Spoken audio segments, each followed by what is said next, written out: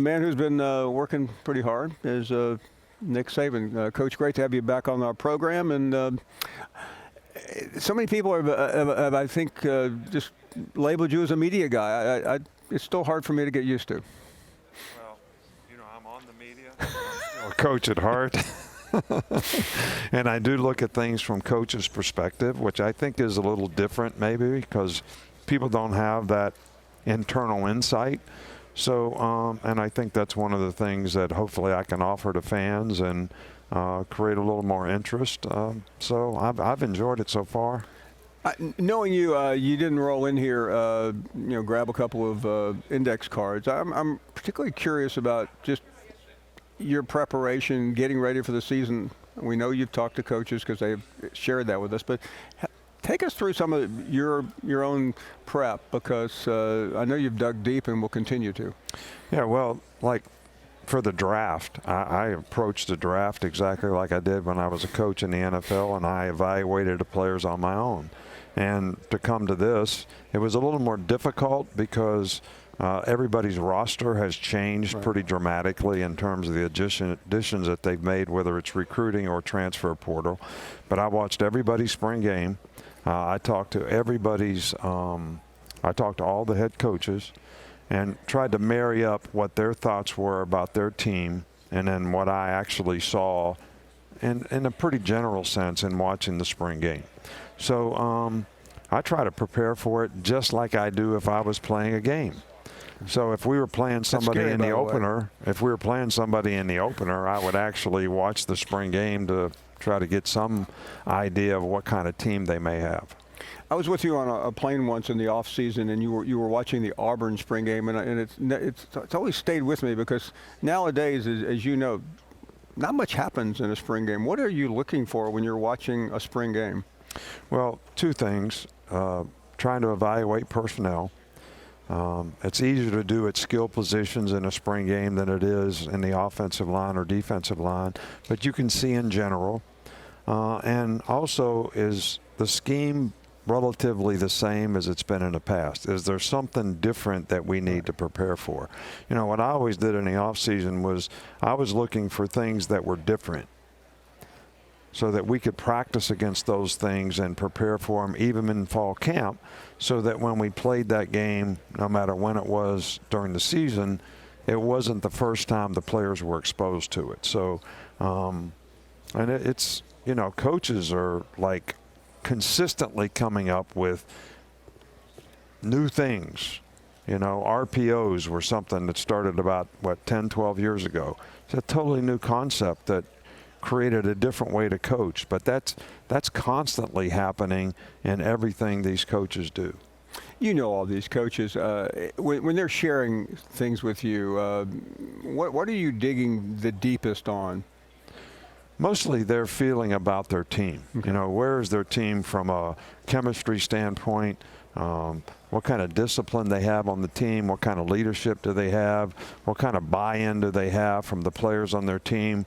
Those are the types of things that I think go a long way in having a team that has the kind of accountability that you need to be able to be consistent in your execution to be successful. And those are more the things that I look for. I mean, I know all the plays, I know the defenses and all that, but it's what you're feeling about your team's intangibles relative to their approach to the season. You would walk in here every year, and we would sit up here and just breathlessly wait for something to drop. Going back over the 17 years at Alabama and even before that at LSU, did you have a plan when you got here? Because I've never known you not to have an idea about the messaging. And it usually wasn't so much to the media, it was to your own team. Yeah, I use the media a lot to message my team. Right. I'm figuring that you all are putting out a lot of rat poison. So I was going to put out my own sort of remedy to squelch the rat poison, as well as try to send a message to the team in terms of the way I wanted them to be thinking about the season. And I mean, I don't play chess, but it feels like a chess game. When were you when you had a team that you felt the best about, did you try to send a different type of message? Yeah, I think the psychological disposition is hard to get perfect. Okay. But that's what you're trying to do. Right. You know, sometimes you have a young team, maybe they have a lot of anxiety, maybe they're not very confident, so you need to approach them one way. All right, then another year you have a very mature team, lots of experience, lots of guys coming back, good leadership, a lot of maturity on your team, so you're going to approach them a little differently. So it just depends on what you're dealing with, and every team's different. Every team is different. I mean, the one thing about college athletics that changes is you probably lose 25 to 30% of your team every year through graduation, guys going out for the draft or whatever. So new people have to have new roles on your team, and you need to create some of those things so that your team can still have the same culture that you need to be successful. You mentioned the rat poison, and that's become one of the trademark lines of your career. And you were actually one of those that sort of contributed to that, the manufacturing of that, as well as anybody in your profession. Well, listen, I want to take credit for anything I can. And one day, I not at an event like this, I'd like to learn more about that part. But I always felt whenever I saw you and when I moved, I didn't see you quite as much, but that when you would see me or anyone, I don't know what else you were always sending a message somehow. I mean, I mean, you were a great person to talk to, but when you were talking to a reporter or a commentator, what were you thinking about? Because you just weren't asking me about the weather or my golf game.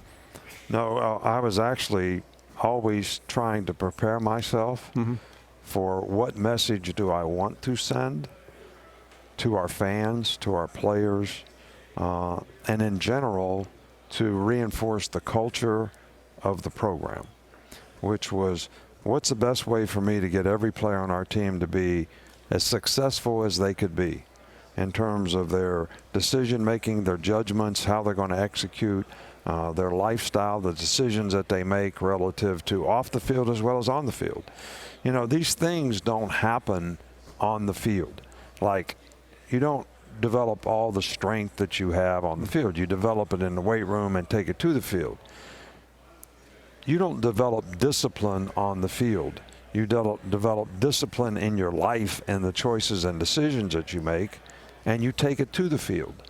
So I was always trying to say, okay, how do I message whatever those messages are to get people to be focused on trying to do things the right way to enhance their chances of being successful?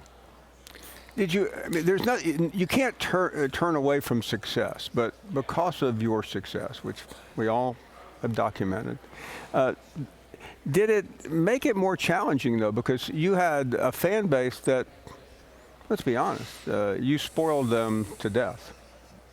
Well, let me put it to you this way. You know, in the beginning, I'm putting a mountain up on the board and saying, okay, how do we climb this mountain successfully? And it gets more treacherous at the top the closer you get to the top. Right. So you got to overcome more. You got to have the right sense of what you have to do to continue to be successful. But once you do that successfully several times, you sort of become the mountain. Right. All right. So everybody's shooting at you. Everybody wants to beat you. Everybody's got that game circled. So you have to have a different disposition on your team. All right, we started out trying to prove that we could climb the mountain. Now that we have to prove that if we are the mountain, what's our motivation to be as good as we could be without any external factor contributing to that? We have nothing to prove. So you have to have a different type of person. You have to have a different disposition. You have to have guys that are internally motivated to be the best that they can be. They're not motivated because of what somebody else said about them or something that they have to prove or some revenge that they're trying to get for a game that they lost a year ago, because those things don't last like the internal motivation of wanting to be the best player you can be and taking every challenge and always looking to be better than you are. And, you know, we had occasions where I always did the good, bad, and ugly after a game. You know, Monday meeting. All right, I'm going to have 20 plays on this reel. You know, 5 or 6 of them are going to be really good plays, and this is why they were really good plays. Here's some really bad plays, and this is why they were really bad. And here's some really ugly plays that'll get us beat if we don't get these things fixed.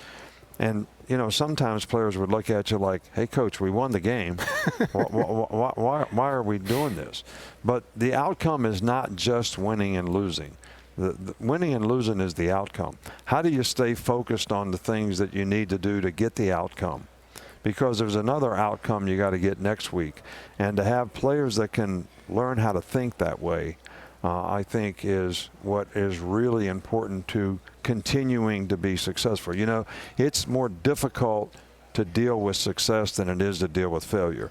You know, when you fail, when you get beat, players are all ready to buy in on Monday morning. What do we have to do to get better?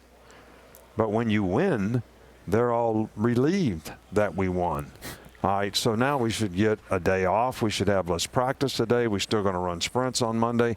I mean, what reward do we get for having won the game? And I'm worried about the next game. Right. This is what we have to do. We have to run sprints today because we got to get ready for the next game. So we had a 24-hour rule. That game's over, whether we won or whether we lost. What can we learn from it? Never waste a failing. So let's learn from it and grow from it and see what we can, how much better we can get the next week. I love to continue this forever. It is so interesting. Hopefully we can revisit it. But Coach, thank you so very much for coming by. Well, you know, do you remember me trying to teach you how to play bump and run? I do, and I just want you to know that that was my most difficult coaching moment in my career, was trying to develop you as a corner. If I could be truthful here, you failed. Because I would have intercepted the pass. We were in somebody's front yard, by the way. But you never, and since I'm not familiar with the position, you never told me which hand to use. I used the wrong hand. Well, I want you to know that when I didn't have success as a coach, I never blamed the player. So I never blamed you. I actually put the responsibility for me failing to get you to play corner on me, not you, just so you know. Well, it remains a very big disappointment that I didn't intercept. And by the way, and you were the quarterback too, so I would have intercepted your pass. But I was a quarterback in high school. I think I tried to go that way, and I should have gone. And I eventually became the best interception thrower in the National Football League, being a secondary coach. Well, Coach, I don't know where either one of us goes from this moment on, but I will forever remember that failure of yours, and I vow the next time we're in somebody's front yard, I will intercept you. All right, good deal. Appreciate Coach, it. Thank you very much. Thank you. A delight. Nick Saban.